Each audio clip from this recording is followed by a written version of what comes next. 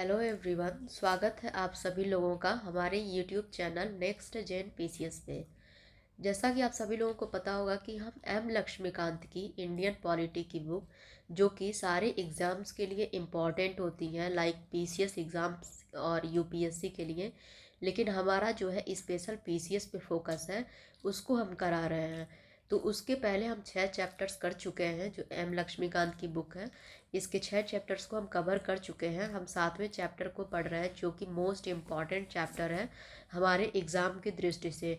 और इस चैप्टर का नाम है मौलिक अधिकार, यानी कि फंडामेंटल राइट। तो हम अभी देख रहे हैं समानता का अधिकार, जो कि आर्टिकल 14 से लेके 18 तक में वर्णित है। तो उसमें हम 14-15 आर्टिकल जो है डिस्कशन कर चुके हैं। और हम नेक्स्ट जो आर्टिकल है वो है आर्टिकल 16। इसको हम डिस्कस करने वाले हैं आज के लेक्चर में। तो चलिए शुरू करते हैं। आर्टिकल 16 जो है ये किस संबंध में है? आर्टिकल 16 लोक नियोजन के विषय में अवसर की समता के लिए बनाया गया है। ठीक है, कहने का तात्पर्य यह है कि राज्य के अधीन किसी भी पद पर नियोजन या नियुक्ति से संबंधित विषयों में सभी नागरिकों के लिए अवसर की समता होगी। ठीक है, कि कहने का क्या मतलब है कि राज्य के अधीन मतलब किसी प्राइवेट कंपनी या प्राइवेट कंपनी भी कोई कोई जो होती है वो राज्य ही के रूप में परिभाषित होती हैं। तो लिखा है राज्य के अधीन नियुक्ति या रोजगार में सबको समान अवसर दिया जाएगा।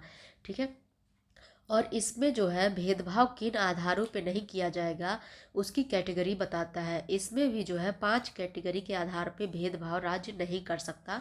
सबको अवसर की समानता बनाए रखना, मतलब राज्य जो है अवसर की समानता बनाए रखा रहेगा। और इसमें कौन कौन सी कैटेगरी है? पहला है धर्म, दूसरा है जाति, तीसरा है लिंग, चौथा है जन्म स्थान और पांचवा है निवास स्थान। इन आधारों पे जो है राज्य किसी के भी साथ भेदभाव नहीं कर सकता। ठीक है, आर्टिकल जो 16(1) है, चलिए आर्टिकल 16 है इसके क्लॉज को देख लेते हैं। आर्टिकल 16 का क्लॉज 1 कहता क्या है? सभी नागरिकों को समान अवसर का अधिकार है। ठीक है, कहने का तात्पर्य यह है कि राज्य के अधीन सार्वजनिक रोजगार के मामले में सभी नागरिकों को जो है समान अवसर दिया जाएगा। कौन से मामले में? सार्वजनिक रोजगार के मामले में। ठीक है, और यह केवल केंद्र और राज्य सरकारों के अधीन कार्यालयों पर लागू होता है।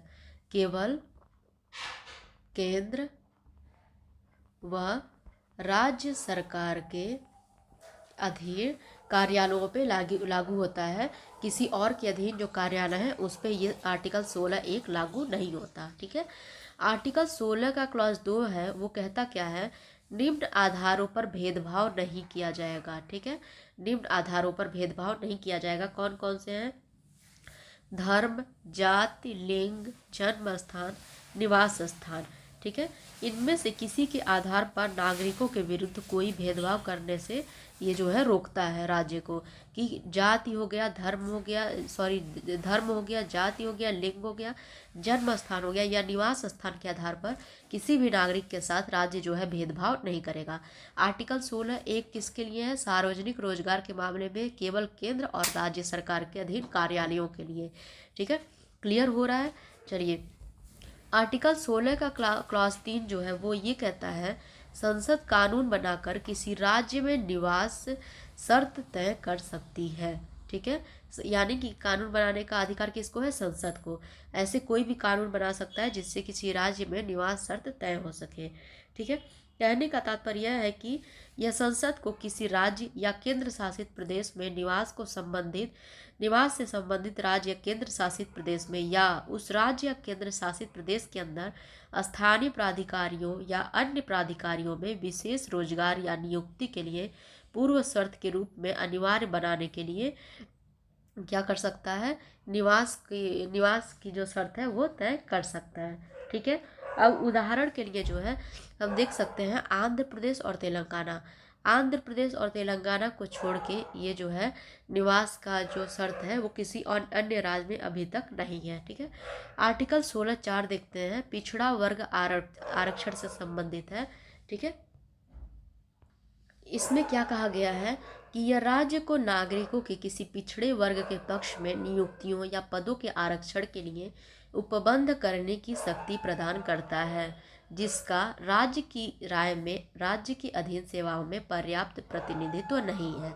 ठीक है, ऐसा राज्य का अगर विचार होगा तब होगा। ये लोग कैसे लोग होने चाहिए? सामाजिक और शैक्षणिक रूप से पिछड़े वर्ग होने चाहिए। यदि राज्य में इनका पर्याप्त प्रतिनिधित्व नहीं है तब। ठीक है, यही जो है हमारी ओबीसी जो आरक्षण है हमारे देश में, इसी को ही संवैधानिक आधार बनाया गया है। किसको? आर्टिकल 16(4) को।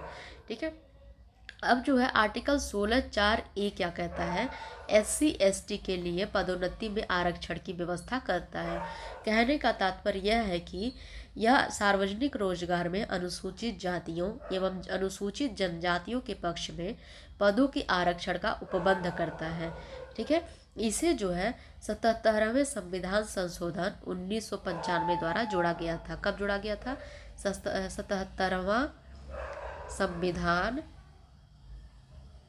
संशोधन 1995 द्वारा इसे जोड़ा गया था। ठीक है, फिर हम देखते हैं आर्टिकल 16 का क्लॉज 16 का जो है क्लॉज 4(b). ठीक है, इसमें कैरी फॉरवर्ड रूल के बारे में बात की गई है। यह राज्य को अनुसूचित जातियों एवं अनुसूचित जनजातियों के पक्ष में राज्य के अधीन सेवाओं में किसी भी वर्ग या वर्गों के पदों पर पदोन्नति के मामले में आरक्षण प्रदान करने की अनुमति देता है। ठीक है, इसमें क्या है? रिक्त पद जो है अगले वर्ष में जोड़े जा सकते हैं, लेकिन 50% सीमा का उल्लंघन नहीं होना चाहिए। यानी कि जितनी भी रिजर्वेशन है SC ST OBC को मिलाकर, अगर ये कैरी फॉरवर्ड रूल लागू होता है तो उसमें क्या होगा? 50% की सीमा जो है उसको क्रॉस नहीं कर सकता।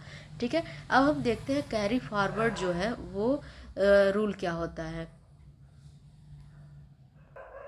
कैरी फॉरवर्ड रूल का मतलब होता है आरक्षित वर्ग जैसे कि SC ST OBC के लिए जो पद किसी साल खाली रह जाते हैं उन्हें अगले सालों में जोड़कर भरा जा सकता है।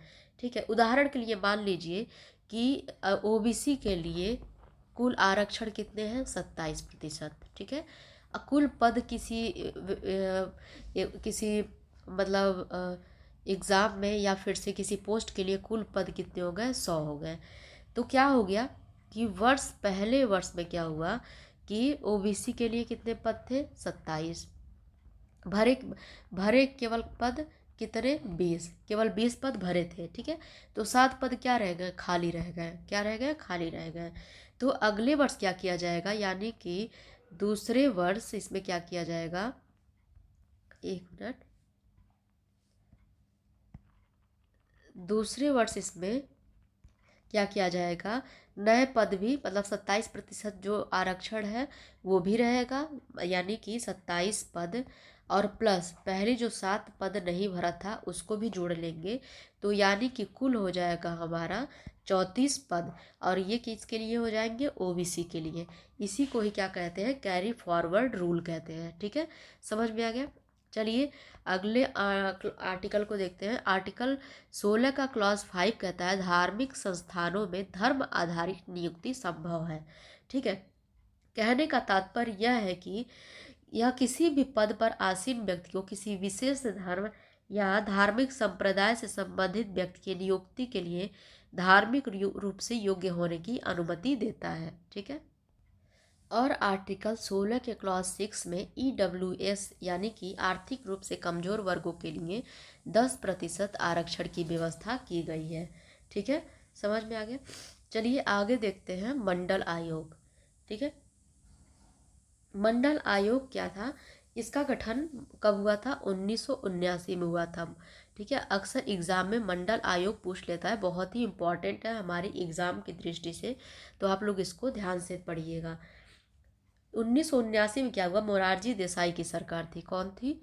मोरारजी देसाई की सरकार ने द्वितीय पिछड़ा वर्ग आयोग का गठन सदस्य जो संसद सदस्य थे BP मंडल की अध्यक्षता में किया। ये सेकेंड द्वितीय पिछड़ा वर्ग आयोग था। ठीक है, समझ आ गया?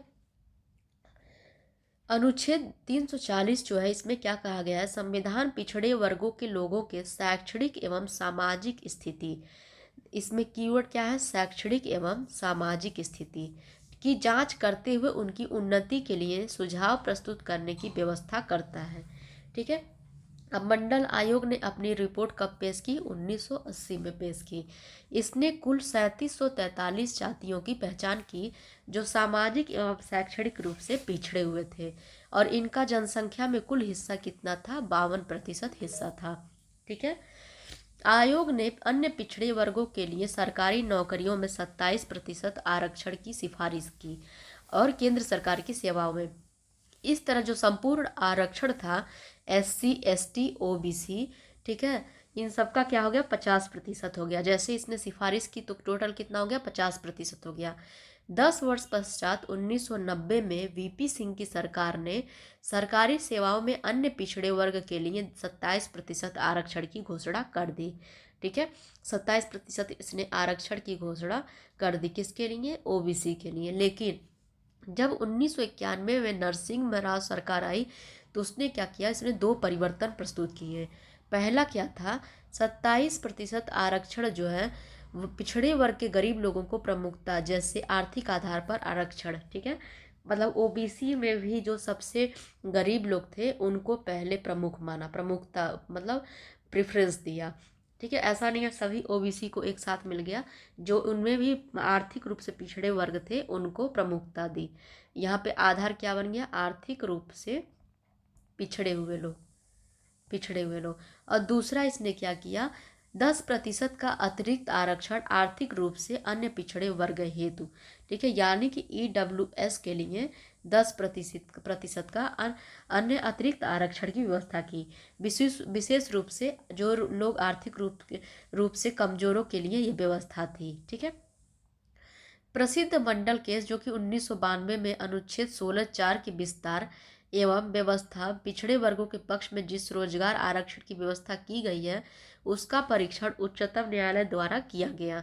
ठीक है, किसके द्वारा किया गया, उच्चतम न्यायालय द्वारा किया गया। यद्यपि न्यायालय ने क्या किया, अन्य आर्थिक रूप से पिछड़े वर्ग के लिए 10% आरक्षण की व्यवस्था को अस्वीकार कर दिया। EWS वाला जो ये था 10% का आरक्षण, उसमें क्या किया, हाँ, सुप्रीम कोर्ट ने इसको अस्वीकार कर दिया। फिर भी अन्य पिछड़े वर्गों के लिए कुछ शर्तों के साथ 27% आरक्षण की संवैधानिक वैधता को इसने बनाए रखा।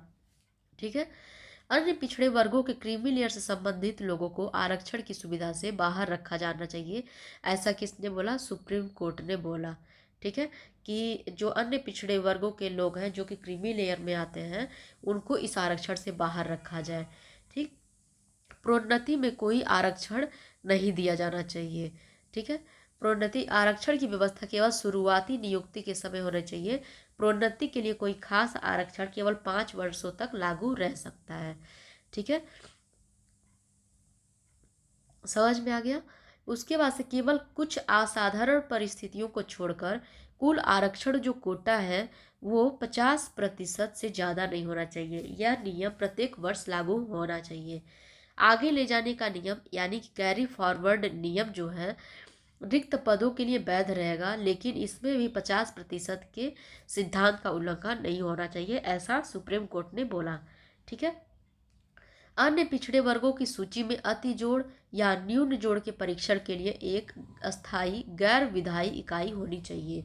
ठीक है, सुप्रीम कोर्ट ने क्या किया कि OBC या SC ST की पहचान के लिए किसको जोड़ा जा रहा है, किसको निकाला जा रहा है, इसके लिए अस्थायी गैर विधायी इकाई इसके लिए एक होनी चाहिए।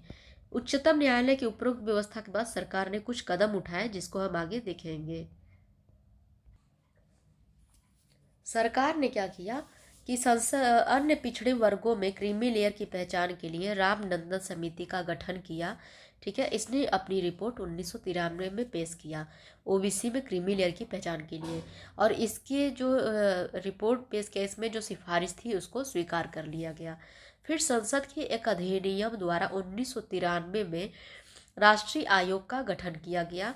यह नौकरी आरक्षण के उद्देश्य से सूची में नाम जोड़ने व निकालने पर विचार करता है। ठीक है, इसमें नाम किसको जोड़ना है, किसका निकालना है, उस पर विचार करता है। नौकरी में आरक्षण के लिए नागरिकों के किसी वर्ग के पिछड़े वर्ग की सूची में शामिल होने योग्य, सूची में शामिल नहीं होने योग्य होने के बावजूद शामिल तथा सूची से बाहर असमाविष्ट होने संबंधी शिकायतों की जांच के लिए इसे अधिदेश प्राप्त था। बाद में क्या हुआ, 102वें संविधान संशोधन अधिनियम जो कि 2018 द्वारा आयोग को संवैधानिक दर्जा प्रदान कर इसके प्रकारों का भी विस्तार किया गया। इस उद्देश्य के लिए संशोधनों ने संविधान में एक नया अनुच्छेद 338 भी जोड़ा। ठीक है, राष्ट्रीय पिछड़ा वर्ग आयोग को संवैधानिक वैधता कब प्राप्त हुई, 102वें संविधान संशोधन अधिनियम 2018 द्वारा। ये मोस्ट इम्पॉर्टेंट है, इसको आप लोग स्टार कर लीजिएगा। ठीक है, ये एग्जाम में पूछता है और पूछ भी सकता है आगे। ठीक है, और कौन सा आर्टिकल जोड़ा गया इस संविधान संशोधन द्वारा, 338 बी जोड़ा गया।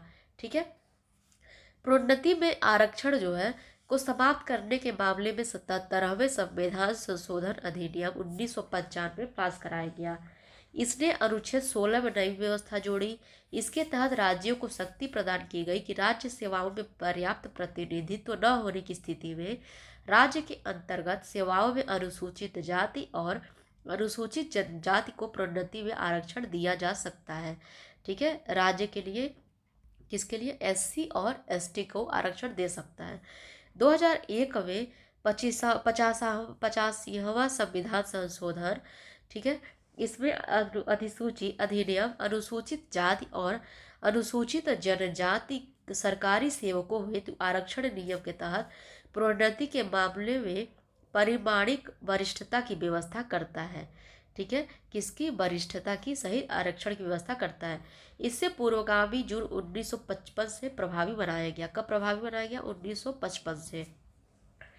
अब क्या हुआ, बैकलॉग रिक्तियों के संबंध में निर्णयों को 81वां संविधान संशोधन अधिनियम 2000 को रद्द कर दिया गया। इसने अनुच्छेद 16 में एक और व्यवस्था को जोड़ा। ठीक है, इससे राज्य ने रिक्त आरक्षित पदों को अनुवर्तीवश या वर्षों में भरने के लिए शक्तिशाली बनाया। इस तरह के जो आरक्षित वर्ग को उस वर्ष के में जिसमें भर्तियां हुई साथ नहीं जोड़ा गया, ताकि आरक्षण को 50% की सीमा का पालन किया जा सके। संक्षेप में इसने बैकलॉग रिक्तियों में आरक्षण की 50% सीमा को समाप्त कर दिया। ठीक है, किसको समाप्त कर दिया गया, 50% की सीमा को इसने समाप्त कर दिया। ठीक है, अब ये जो बैकलॉग रिक्ति की जो व्यवस्था है इसको कब रद्द किया गया, 81वां संविधान संशोधन अधिनियम 2000 द्वारा इसको रद्द किया गया। ठीक है, आगे बढ़ते हैं। 76वें संविधान संशोधन अधिनियम 1994 ने तमिलनाडु आरक्षण अधिनियम 1994 की 9वीं सूची में न्यायिक समीक्षा के तहत 69% आरक्षण को 50% के स्थान पर स्थापित कर दिया। ठीक है, इसमें क्या हुआ था कि तमिलनाडु 69% आरक्षण हो रहा था। ठीक है, इसको 9वीं अनुसूची में डाल दिया गया और 76वें संविधान संशोधन अधिनियम 1994 द्वारा इसको 69% आरक्षण जो है उसको क्या किया, 50% आरक्षण से स्थानांतरित कर दिया गया। ठीक है, अब देखते हैं सार्वजनिक रोजगार में आर्थिक रूप से कमजोर वर्गों के लिए आरक्षण। ठीक है, अब किसकी बात कर रही है, केवल आर्थिक रूप से कमजोर वर्गों के लिए बात की जा रही है। ठीक है, ना कि सामाजिक रूप से। उपरोक्त अपवाद जो है 103वें संविधान संशोधन यानी कि 2019 द्वारा जोड़ा गया। ठीक है, इस प्रावधान को लागू करने के लिए केंद्र सरकार ने 2019 में भारत सरकार के असैन्य पदों, किसमें, असैन्य पदों तथा अन्य सेवाओं में आर्थिक रूप से कमजोर वर्गों के लिए 10% आरक्षण संबंधी आदेश जारी किए। ये असैन्य पदों, ये आप लोग एकदम ध्यान रखिएगा। ठीक है, इस आरक्षण का लाभ उन्हीं व्यक्तियों को मिलेगा जो पहले से जारी अनुसूचित जाति, अनुसूचित जनजाति तथा अन्य पिछड़ा वर्ग के लिए आरक्षण की व्यवस्था से आवृत नहीं है। ठीक है, यानी कि जनरल। इस विषय में आवश्यक अर्हता का उल्लेख अनुच्छेद 15 में किया जा चुका है। ठीक है, 15 में पहले से किया जा चुका है। कि जैसे कितनी ज़मीन होनी चाहिए, क्या नहीं होनी चाहिए, मैं पहले ही डिस्कस कर चुकी हूँ। पुनः निम्नलिखित शर्तों पर पूरे उतरने वाले वैज्ञानिक एवं तकनीकी पदों को उक्त आरक्षण से मुक्त रखा जा सकता है। ठीक है, कुछ लोगों को इससे इस आरक्षण में नहीं डाला जाएगा पहले, यानी कि ग्रुप ए। ठीक है, निम्न ग्रेड के ऊपर के ग्रेड पद हो या वे मंत्रिमंडल सचिवालय के आदेश के अनुरूप वैज्ञानिक अथवा तकनीकी के रूप में वर्गीकृत हो, जिसके अनुसार प्राकृतिक विज्ञान अथवा परिशुद्ध विज्ञान अथवा व्यवहारिक विज्ञान की आवश्यक योग्यता वाले वैज्ञानिक अथवा तकनीकी पदों का निर्धारण किया जाता है, तथा अभ्यर्थियों को उसी अनुरूप अपने ज्ञान का उपयोग अपने कर्तव्य निर्वहन में करना होता है। पद शोध कार्य के लिए हो अथवा शोध कार्य के संगठन, मार्गदर्शन अथवा निदेशन के लिए हो, इन लोगों को ईडब्ल्यूएस का जो है लाभ नहीं मिलेगा। ईडब्ल्यूएस जो था, इसका मैं फुल डिस्कशन आर्टिकल 15 में की थी, आप लोग उसमें देख लीजिएगा कि किन आधारों पर ईडब्ल्यूएस में आरक्षण मिलता है। ठीक है, तो ये रहा हमारा आर्टिकल 16 जो कि बहुत इम्पॉर्टेंट है। आप सारे आर्टिकल को एकदम ध्यान से देखिएगा, और कोई भी क्वेरी हो आप कमेंट बॉक्स में कमेंट करके पूछ सकते हैं, या फिर टेलीग्राम चैनल पर आप अपने क्वेरी को पूछ सकते हैं। वहाँ पे आपको डिटेल में समझा दिया जाएगा। या फिर किसी भी वर्ड को लेके या किसी कॉन्सेप्ट को लेके कन्फ्यूजन हो तो आप बता सकते हैं, उस पर अलग से वीडियो मैं बना सकती हूँ। ठीक है, और प्लीज़ अगर आपको मेरी वीडियोज़ या लेक्चर अच्छे लगे तो सब्सक्राइब करिए। अभी हम पॉलिटी कर रहे हैं, आगे अगर आप लोगों का सहयोग रहा और सब्सक्राइबर हमारे बढ़े तो हम और भी टॉपिक स्टार्ट कर सकते हैं, लाइक ज्योग्राफी, इकोनॉमिक्स, हिस्ट्री, और अभी तो हम पॉलिटी के ही नोट्स प्रिपेयर कर रहे हैं। ठीक है, और भी कोई नोट्स चाहिए तो आप कमेंट में बोल सकते हैं। तो मिलते हैं अगली क्लास में, और अगली क्लास में हम करेंगे आर्टिकल 17 और 18। कल हम समानता का जो अधिकार है इसको समाप्त कर देंगे। ठीक है, तो मिलते हैं फिर। नमस्कार।